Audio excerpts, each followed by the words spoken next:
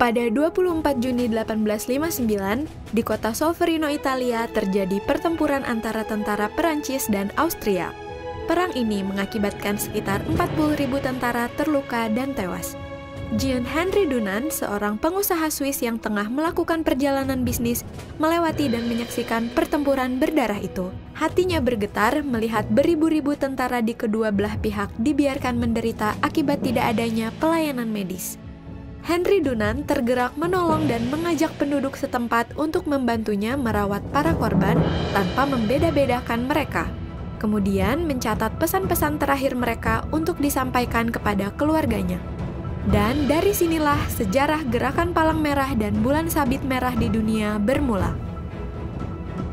Sekembalinya ke Swiss, pengalamannya di Solferino sangat membekas di hatinya. Maka pada 1862, Dunant menulis buku A Memory of Solferino yang berisi dua gagasan, yakni perlunya membentuk organisasi sukarelawan yang disiapkan pada masa damai untuk menolong para prajurit yang terluka di medan perang, dan perlunya suatu perjanjian internasional untuk memberi pengakuan dan perlindungan kepada para sukarelawan pada waktu bertugas dan kepada para prajurit yang terluka di medan perang.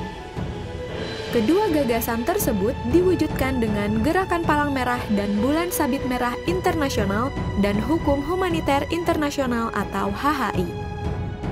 Gerakan Palang Merah dan Bulan Sabit Merah Internasional terdiri dari 3 komponen. Pertama, Komite Internasional Palang Merah atau ICRC yang didirikan pada 1863 sebagai organisasi kemanusiaan yang netral, tidak memihak dan mandiri.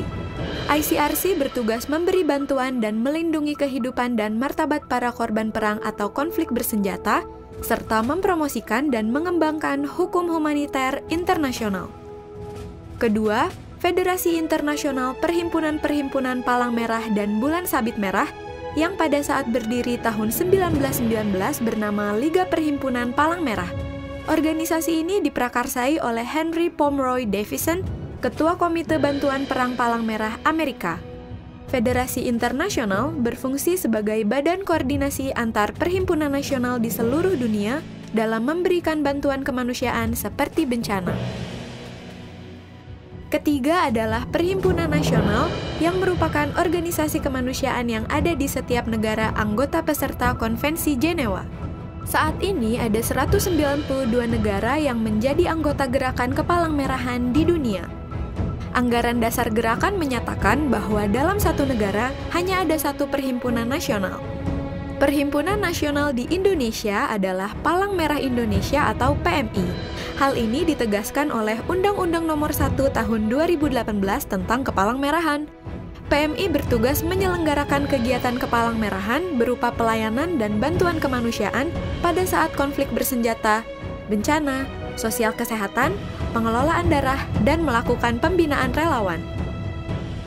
PMI beserta komponen gerakan bersama-sama menyebarluaskan nilai-nilai kemanusiaan di masyarakat.